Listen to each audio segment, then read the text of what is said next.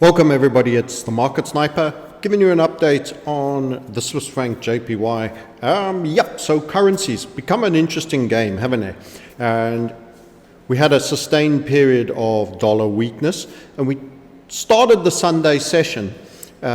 We expected a little bit more, I don't want to say strength, but a little bit more pushback out of the dollar, and we got exactly that. We got the euro gap down on the Sunday session. We got the pound gap a little bit down on the Sunday session. Maybe a little bit less of a one-way street going down now for the dollar, following its very weak spell.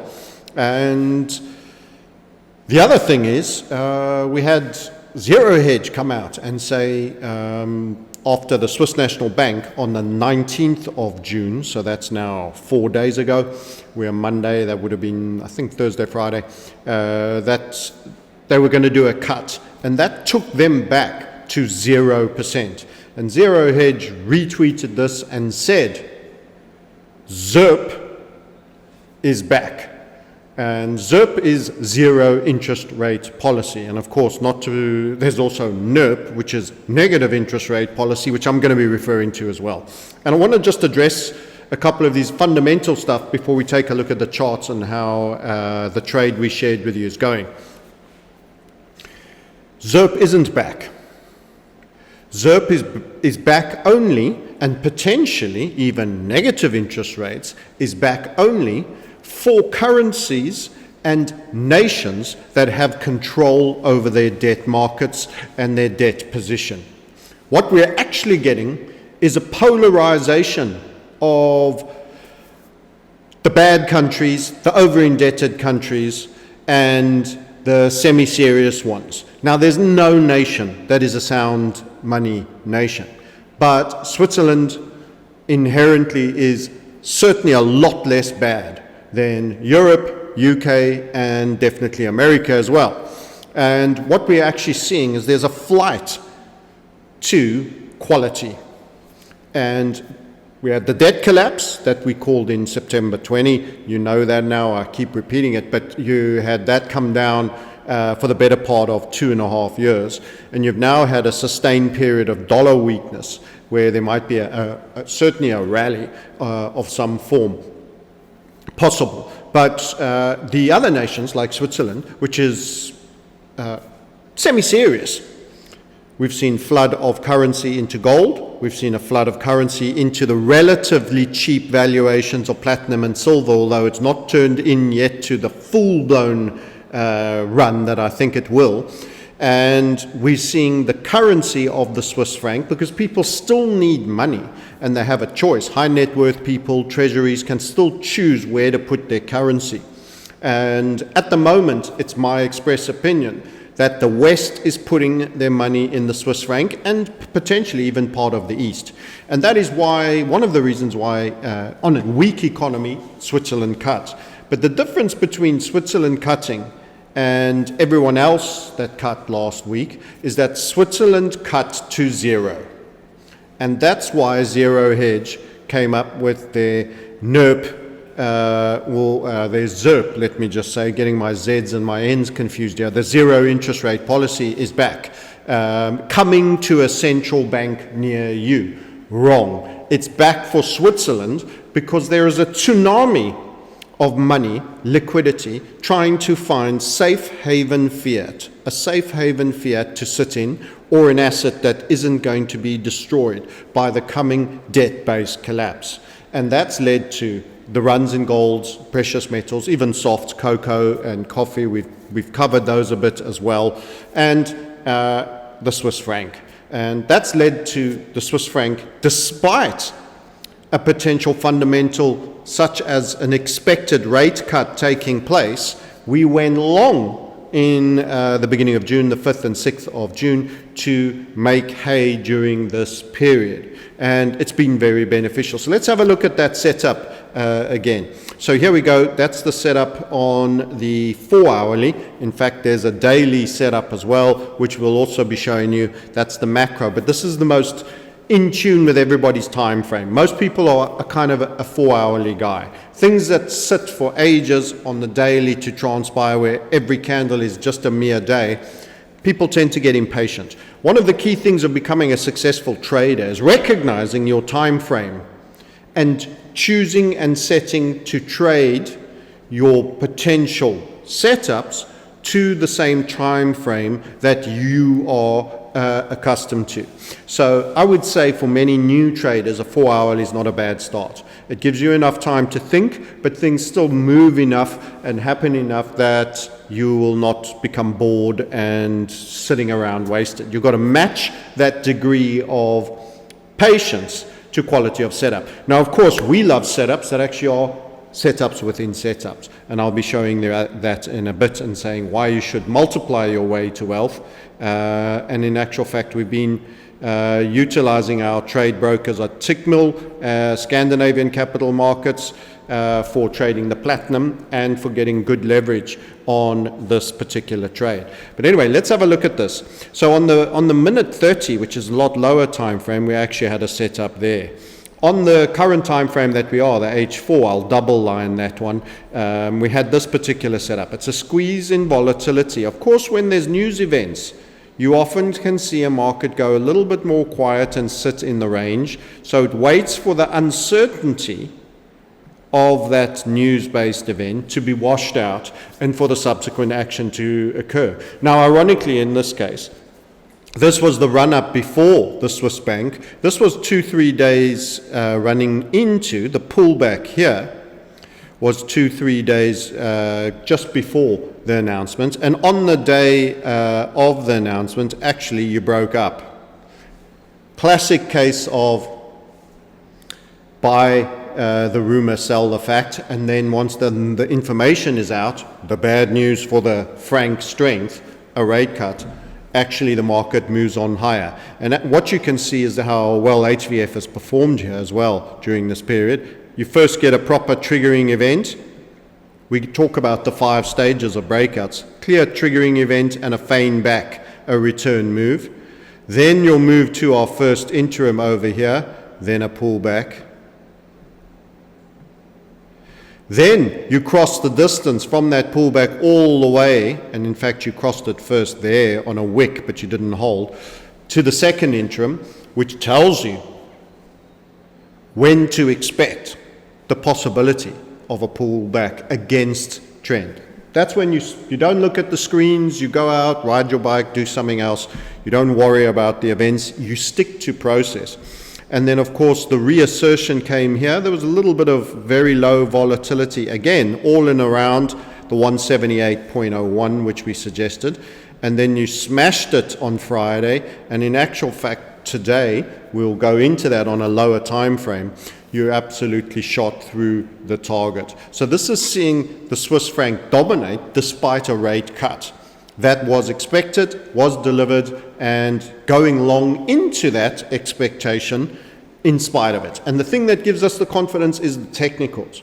The technicals. We trade the chart. We build fundamental views for what we think the major ebb and flows are. But when it comes to choosing entries, it comes to choosing exits for both stops and take profits, it's the technicals that do it. So that's how it's transpired, and you're up at 180. By the way, we were getting in on some of our platforms down to 174 and 175. So you're looking at about 500 pips in profits, and on some of them that were a little bit later, closer to the 176 levels, and on the return move, you're looking at about 400 pips. So it's quite substantial for, I would say, about 2.5 weeks of trading. Don't forget, this was set and forget. You let it go, do what it's going to do. And also, in lieu of all of this, it's not yet over. So you had the minute 30 setup that I've kind of split for you right there. And that is your super small. You get into the lower time frames to see it. You've had your 4 hourly setup, which was the whole way here. So that's our double lines by time. And what first started when you had a blow off from a move and started to go down. This was indicating that people were already watching what might come in the future events and were settling at a point of comfort between the 173 and the 176. You can see that 173 there, not exactly horizontal line, and you can see the 176 there. Again, bouncing around between those two key levels of significance, which is another key aspect of our trading course that you'll learn all about when you come and join our community, and you'll watch us actually teach it and implement it as well, as part and parcel of how we trade. So that's the Swiss franc against the yen on the 4 hour. But I mentioned that there's a bigger story in play. We haven't closed at 179. In fact, we're holding on for more. Why would you do that? Well, if we go up to the daily and squeeze into the daily, you will see that this is a potential primer, in other words, a winding up structure that was a setup for an even bigger possible move. So there it is over there. I've now gone up to a bigger time frame. I've gone up 4 times, in fact. And this is all part of, let's just get this out, this is all part of the losing in value of the yen to the Swiss franc. And there's a reason why we spoke of the yen. First of all, we trade our best patterns on the setup, based on the setup. So this bigger draw actually is this fella. I'm going to take it fat cokey for you and go right the way up to the top, down there, up to the high there, down there, and then here we go. That was your squeezing across there and across the highs here, and a nice firm high here, and you're quite steep along the bottom here. And that gives you your larger setup, which was triggered by the primer. Okay, that triggered that. But you got in earlier by trading the smaller one, but you trade for the larger target. You trade for the larger target, not this one, and that's up and around 190. We did show that in previous videos. Go and have a look. So this is FX trading with the Market Sniper utilizing HVF method. So we had that squeeze. And by the way, don't forget, you had that little minute 30 squeeze right in there as well. So that's the fractal inside the primer that's inside the bigger setup. So that's a little bit on the setup. Some may ask, well, why didn't you go, if the dollar was weak and you think the franc's strong, and this is people who think fundamentally, why didn't you go long the Swissy, short the dollar, the USD Swiss franc, go short? Now that's done pretty well, but in actual fact, the one that's given us the better structure and patterns is the yen, and we always trade our best pattern. So what could be the story for USD JPY? And what you're going to go see is, this is the value of doing 360-degree analysis. This is on the 12-hour. I'm going to first, before we delve into this fella, just take you up to the daily and remind everybody how that chart looks. This is what's going on. And we've said before that this is actually not pretty. This is not pretty at all. There's some real potential duress here for the dollar, and you could get some form of reversal structure. And in fact, our primary scenario is something like this. There you go here, there you go there, and there you go there. They're very similar M heads, and we think that you might get some similar rally to around there, and then we think that this reversal could come into play. So excuse the rotating camera view there. That's our primary scenario. There's many other possible options. It could fall down from here. It could go a lot higher and meet these previous highs up top there. We don't know, but we're saying if you're a reversal, the nicest pattern we'd like is a M head with 2 shoulders of roughly equal size. And they tend to perform very well, and they're quite symmetrical. In other words, the one half is very much like the other half.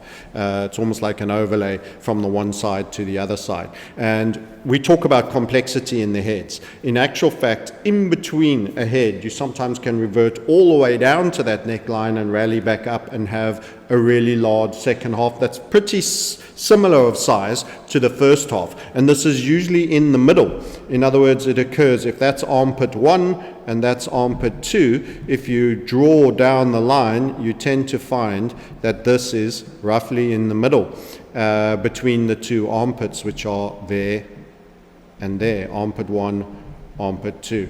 And you can see that symmetry holds. So we await a little bit of a bigger shoulder. So whilst we longer term are actually concerned about the dollar against the yen, in other words, we think, if in a base case, in some time, we could actually see this breaking to the downside and running pretty low.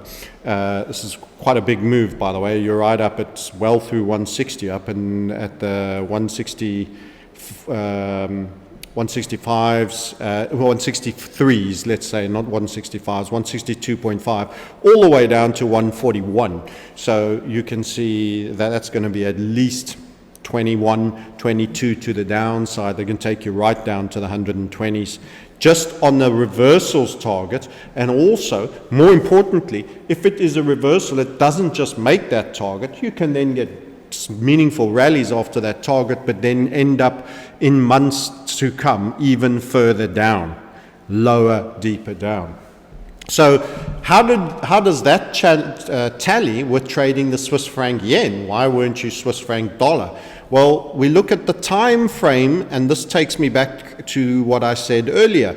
Match the time frame that you are trading to the patterns that you are trading with. And in actual fact, as part of this move to the upside, we are fortunate enough to have found and picked an upside HVF on the dollar versus the yen. So the dollar's rallying against what's probably a reversal trend that is building, but it's first going to do an exhaustive rally that's going to punch it out so that when we trigger to the downside, you have that momentum to make targets on the downside, and that trend can turn quite violently. So what's the fundamental story, people think? Because most of you are narrative driven. You're not technically driven. You don't trade charts. You trade stories. That's the truth about everybody. Every time I do an interview, everyone's interested in the story. Everybody wants a story. We're all like kids with the little blanket pulled up to us and our two teddies tucked alongside us, and we want to be told a story. In actual fact, the truth of what's going on is in the tracking that spoor trackers do of the animals and their footprints in the ground, and you do that by looking at what they do, not what they say, and that is in the market and on the charts. So you should trade technically, 100% technically. And many people go, nod their heads, yeah, I trade technically, no, I trade technically. No. You trade technically if you're okay with the story, then you'll do it. You don't want to buy the dollar into the Japanese yen. Well, we're not buying the dollar, but we're saying the yen is weaker. The dollar was a little bit firmer than the pound and the euro on the open for a bit. Certainly, we can check whether that remained the case throughout Monday. But it was also it was firmer against, even more firmer against the yen. And we had a point last week where the dollar was in between. It was a little bit weaker than the pound and the euro, but it was still inching up against the yen. So here's if you want a story, I'll give you one, and it's my best guess. But it isn't backed by anything apart from trying to understand the financial system and what's going on.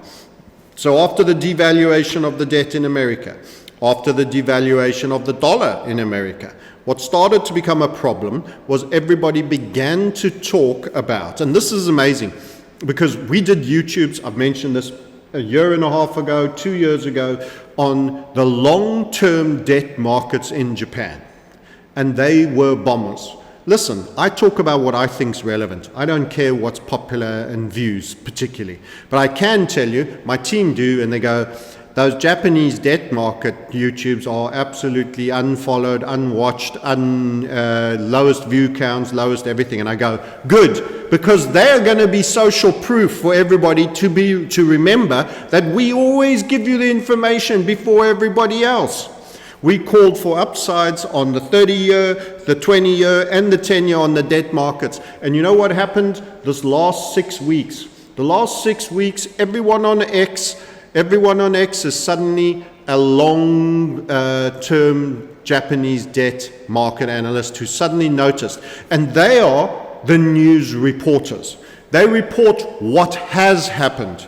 They see it coming, and they see it when it's getting to critical levels, when it was approaching 3%. It's not being discussed near as much. Why? Because it's probably coming down a little bit. Let's go check in on that, shall we? The long-term debt markets in Japan, we're going to go JP 30 and we're going to call it for the yields, and you'll see that it might be calming a little bit. You see that? You had a blow-off high that went to 3.2. Now you're getting a little bit of a pullback. This is when everyone started talking about it. Since this move up, that was the tariff tantrum of Donald J. Trump. He, who I predicted would bomb Iran, and absolutely works for the chosen ones and the Mossad, as always, as ever. You saw it happen. He promised you he wouldn't do war. He promised you he'd do sound money and reduce the bankruptcy and the debt. Instead, he raised the debt ceiling by 5 trillion and pushed $1 trillion to the military-industrial complex, which is where all the hyenas feast, including himself, and he'll get blowback money stealing from you. So you are run by an inversion, perversion, criminal collection racket. The mafia never died or went out of fashion. They just got hired.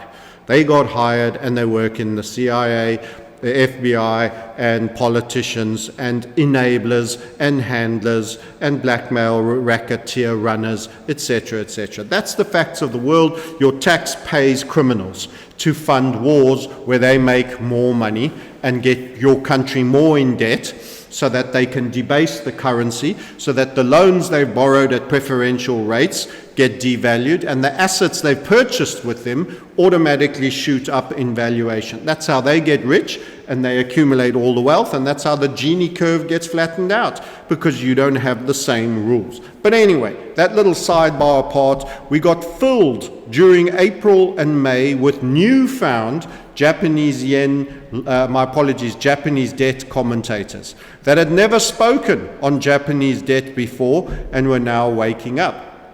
And that's always very interesting to me, because you find the critical mass point where they start waking up, and that's the beginning of, okay, it might cool down now for a while. So you asked me, what's the story, Francis? Because you like stories. You want to tuckle up with Uncle Frank and have him tell you a financial story. You're not going to ever trust the charts or the method enough to trade a method just technically for the footprints in the sand. You're going to go with stories. You love a good story. And my take is this.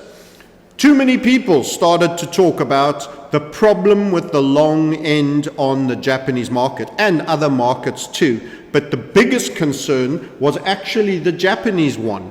Why do we care so much about Japan and its debt markets more than we do the United Kingdom's, for example? Aren't they roughly the same size economy? Well, Britain is not. It's a tiny bit smaller and crashing, but the Eurozone or et cetera, et cetera. Well, here's the problem. It's the cheap warehouse funding mechanism for the unicorn growing tech oligarchy in America. And it's a leveraging house for people to borrow cheap and buy treasuries and make money for nothing. You see, you don't get offered that trade. You've never been offered it. You don't sit at the table at those meetings. You don't get the option to borrow in yen and to speculate and have a huge, huge margin between what you have to pay and what you can earn in the US stock market while they set up your surveillance finance society, which is marching ever ahead with Britcard in the UK, oh my goodness, and so many other things biometrically. So whilst this is all happening and whilst they're all enriching themselves at your cost, whilst every single aspect of that is going on, the debt market was starting to get disorderly in Japan. And the problem with that is it forces an unwind of leverage in the US side. It was putting stress on a number of things. It could collapse the stock market, collapse the treasury market, lead to a lot of people needing to be sellers. In fact, the Fed was providing liquidity into this on a regular basis in the most recent last weeks, so that people, I assume, can sell and get out of the treasury market so that they can at least maintain some semblance of actual trade that goes on instead of trust us, it's worth all of this. A little bit of fake price discovery that is supported by the Fed as central bank in chief of America. So with that all said and baked in, What they probably need now is, because when the rates go up in Japan, what is happening in Japan? Debt devaluation. Rates up, devaluation. Rates up, devaluation. So they were devaluing the Japanese debt, and they've got a lot of it to devalue. Now they need some of that devaluation. Hold on, the X crew have shown up on X, the FinTwit, and they've all just noticed that long-term Japanese rates are trading at almost European rates, in some senses beyond European rates. Certainly if you're talking about the Swiss National Bank at 0, it's well beyond. It's at Swedish levels, and they were supposed to be naught forever. This was the big easy. And what's happening is they've been going up. So what they need to do now is actually have the yen take a little bit of loss on this situation now. So there's two valves on the geyser that's being heated up to blow up. The heat is building, the pressure, and you release the valuation valve and you let the debt devalue while you keep stuffing more of it in. At least if you let some of it out in devaluation, it is shrinking in size. That takes some of the pressure off inside the geyser that's continuing being heated with more debt needed. But after a while, everybody sees what you're doing. You've got to quickly close that tap just as they start to notice, and you need to release somewhere else. And the other one is currency. So I think we're going to get a short spell. Remember, in terms of time frame, we're going to get a short spell of currency weakness, which will allow the Japanese to reduce the valuation on their debt by virtue of devaluation in the yen. And that is why I think we have this little structure down here that we are busy showing you, and that we gave you a draw for. So what's actually happened is, by trading the HVF, the best quality HVF, Swiss franc JPY, we actually caught the fact that the yen is being weaker than the dollar, because it's needed to be. The yen is being weaker than the dollar because that's how the Ponzi system is designed. It needs to be now, because otherwise it puts more pressure on America, just as they're making a case for going to war. Must go to war. They knew all along. Trump knew it. He made it sound like, oh, he's changing his mind. He thinks they need a bomb in Iraq. Oh, yes, okay. That was always the intention. They're absolute frauds. They're all actors. They don't work for you. I feel sorry for people that are still MAGA, never realized that this is Zionism, and that's what they do. Anyway, off you go. You made that second interim there just by a whisker, I would imagine. The high is 148.03, and our second interim is 03. You get a little bit of a slam back and pullback. But we think if this performs, and it does, it's not a beautiful setup, but if it does perform, we're not strong, we're not trading this, you will have further weakness in the yen to 150, which is halfway up to the 160s. You remember it was around 162.5, its absolute high, in those two M-head structural pattern. So there could be a period where the yen is one of the least good currencies. That is why we are long the Swiss franc and short the yen. And that is probably why the pattern showed up on that pair. Remember, we chose it technically, we find the answer later. You guys would have wanted the story. You would have gone with the dollar. We see it in the chart and we say, listen, it's the Swiss franc Japanese yen, which is the best one for us. And of course, you had a rate cut and we went long. This is what you do if you are confident in your method. You aren't put off by the fact that there's a rate cut coming for the one half of your trade that you are long on that central bank. So there is a bit of deval in the yen taking place. It's going to be even weaker, in our opinion, than the dollar, and we're watching and we expect there's a chance. Remember, it's a possibility and probability that that upside will make 150. Even if it doesn't, but it reaches out and eventually times out and falls away, we will still have done best by being long the Swiss franc and having the yen as the weakest. There has been quite a bit of a pullback now in the late part of the... Note how the Sunday session had a massive gap And oil had the same. We've also got the Straits of Hormuz story, so there's a bit of safe haven in the Swiss franc. But oil, that was its high, and it's traded back down, and now it's looking soft. I'll show you that in a minute. Swiss franc continued to trade up right up until later today, around about 2 o'clock our time, and then is having a typical pullback after a very single-minded move. Again, small time frame, little setups all along here, getting you into those big moves. And this is the day of the 19th when the market shrugged off what it had already priced in with the pullback here. And so you face another pullback, and who knows what happens. Maybe it'll be a rising wedge and it'll invite us to top up again to the long side. Our tick mill broker is below. Great leverage, particularly if you'll get normal leverage if you're in the EU or UK. Not for Australia and the US, I'm afraid. Scandinavian Capital Markets also below. Also great leverage. Sweden's level. They are in the euro but not in the EU. I think I got it right. So they're outside of the laws regarding leverage on that. That allows you to play a little bit longer. That's made for a very good platinum May month for us, which is still serving us reasonably well. And I expect it to reinvigorate and move forward.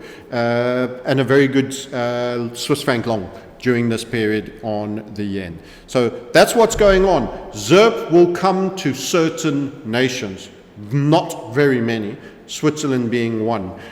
The notion that America will get cheap 0% or 0.25 or very low interest rates is not going to happen, because people are concerned about the debt and will not pay the same prices for something that has a far likely probability of financial repression running into absolute decades to wear its value back down, like Volcker had to do in the post-Vietnam War era of leading into the early 80s.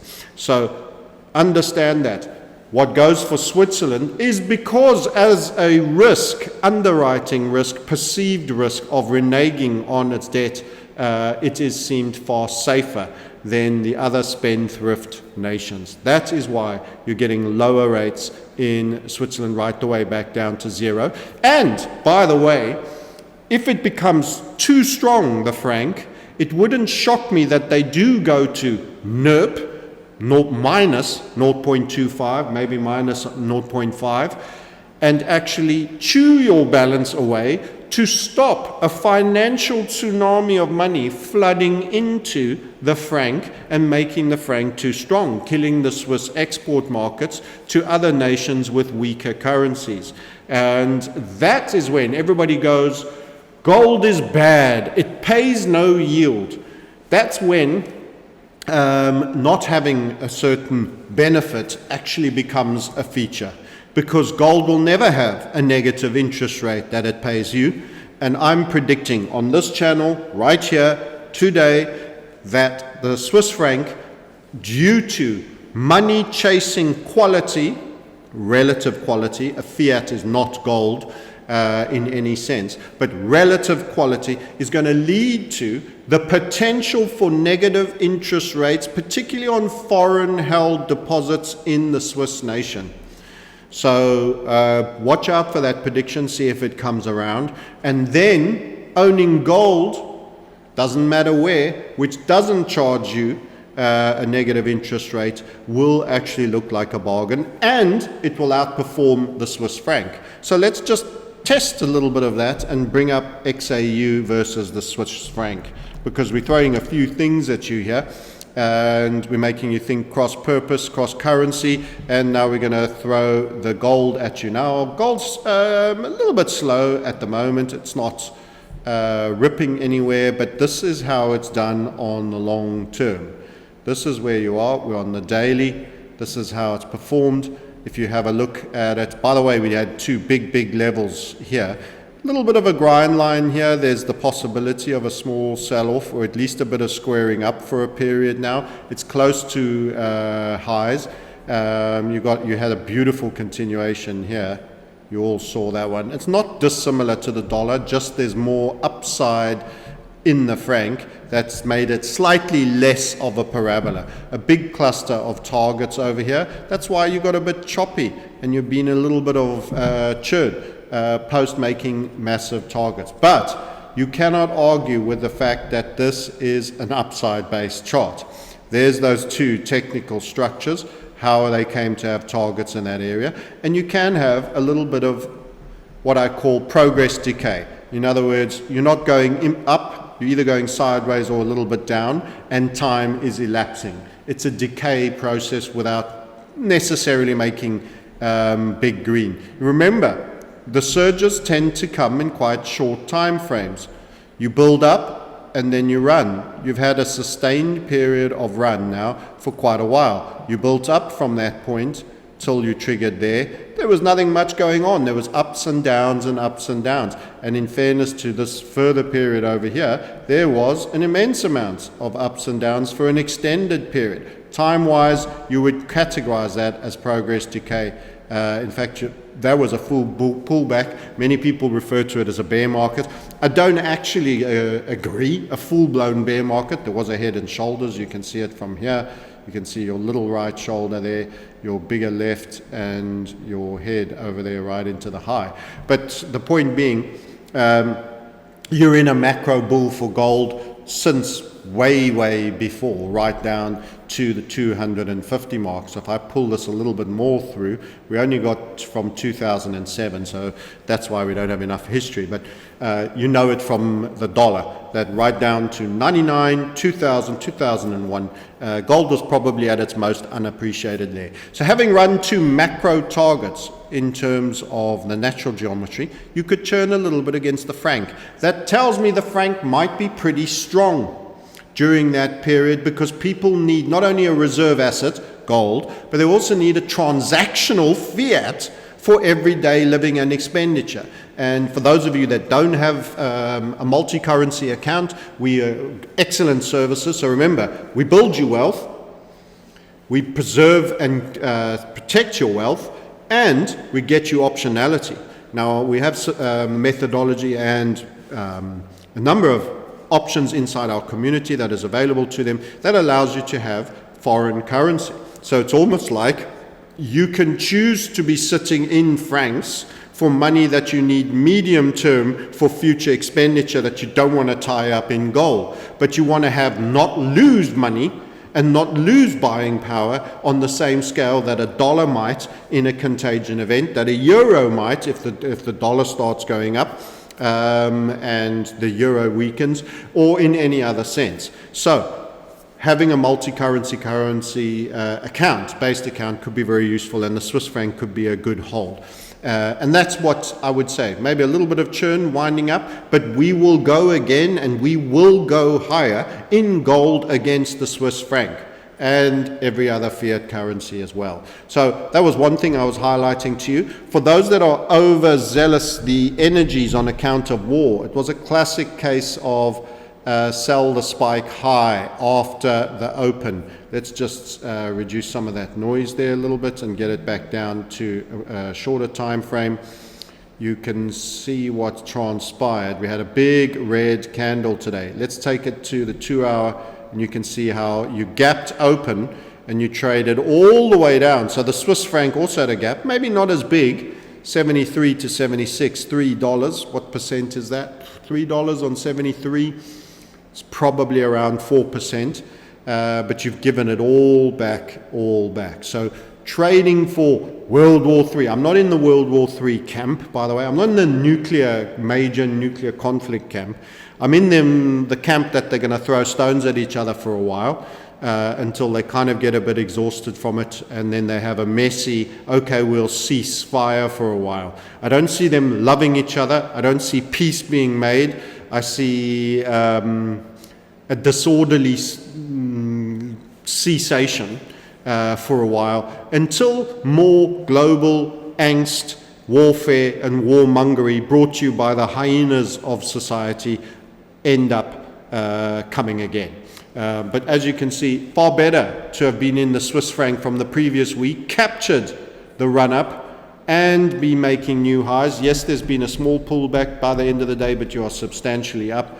than, for example, trading long the oil market. There was your gap, and you can see that you've held on to most of what happened after the gap up. Small dot back, beautiful candles all the way up, and your first rejection after running almost the 181. Okay, so that's your update on the Swiss franc Japanese yen. A little bit of story time with Uncle Frank as to why the yen would probably be weaker. For the time frame under review, larger time frame, actually the yen could become a real problem and we could go into carry trade. So again, go and look at that USD JPY chart. Rally for a bit, give us our M head with the two shoulders of moderate symmetry, and we could be in for a nasty reversal. That could be real contagion. That could affect risk on, that could affect crypto, equities, and a lot of other things if it starts to unwind. So the money would have to come out of the casino in America from the money production warehouse, the cheap money production warehouse in Japan. So there's like a conveyor belt going between them. Here's cheap money, here's the casino. Here's some more cheap money, go to the casino, make yield, make free yield. Okay, that game could be coming to an end, and that affects hedge funds, institutions, and banks far more than it would affect us, apart from the fact that it will create great volatility, violent cuts in margin, potential counterparty risk on banks and brokers, and a very disorderly descent in the stock market that you who haven't got cheap yen to speculate in the stock market will still feel in the down leg. Okay, thanks for checking in. Remember, Tickmill trading through TradingView. Awesome, high leverage. Scandinavian Capital Markets, part of the larger Europe, and very, very sound broker, but outside of the margin restrictions. They both offer platinum and the Swiss franc JPY. And then, of course, I also use crypto sometimes when the crypto markets are dull and not looking particularly interesting. That is a SimpleFX. And you can put crypto in there, you can put in normal fiat in there, you can put in tethers, you can put in Bitcoin, and then you can also trade platinum and, of course, Swiss franc JPY. Okay, great to be with you guys. Thanks for watching. Hit the like and the share. Book a call if you want to be making great profits out of that. Sometimes people say, oh, there's always that thing about trading. And I always have mixed feelings about showing P&Ls. But we've got accounts that are absolutely singing now in terms of the platinum move and the Swiss franc Japanese yen move, which have been substantial. And I don't tend to want to put those up. You either believe me or you don't. But you are missing out by not starting today. There's a lot of people that sit on YouTube, oh, I'm reverse engineering, I'm doing this. No, it's all the trades you're missing. It's all the accelerated learning through experience with others you're missing. It's the finer detail that you're missing. I love to be able to give stuff free on YouTube and to help people along, and we even give you access to some of our trades a little bit later after our communities had first hit at them. In the hope that some of you, and we've had people have traded their way into our community. So great, all of those things. Remember, it is non-advisory. This is me talking about what I think is going on in the market and how we are choosing to represent that. Okay, we'll see you. If you want to book a call, the first link is to book a call and have a chat. Full 14 days money back guarantee. Till next time, I'll catch you later. Bye for now. Tired of profit wipeouts and blown accounts from following trade signal groups and other YouTube channels? Looking for a better way to trade, reduce your stress, and minimize your risk?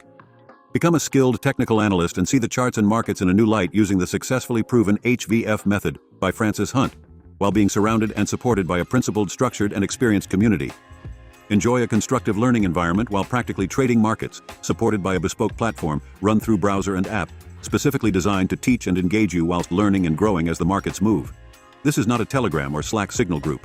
All trade ideas are based on a proprietary technical analysis process honed over decades, which is the HVF method, leading to trade ideas with fast-moving breakouts and tight stops, exact entries and exits, nuanced interim considerations, and ultimately, strong rewards. Submissions are graded and scored by Francis for potential high-quality setups, and we provide bespoke tools to help get the job done properly and with precision. Over time and with focused effort, you'll begin to look at charts and price action just like Francis. Community updates every day by Francis and our 3 webinars a week provide a 360-degree approach, which are presented by our experienced team of trade leaders to spot potential trades. We're a community of self-actualized individuals, spanning the globe and active 24/7, 365. The premium community provides a warm, supportive, and cooperative place for people willing to listen, participate, contribute, and to learn. We've changed thousands of traders' lives. Transform your approach to trading now. Transform your life. Book an introductory call with us on the link below.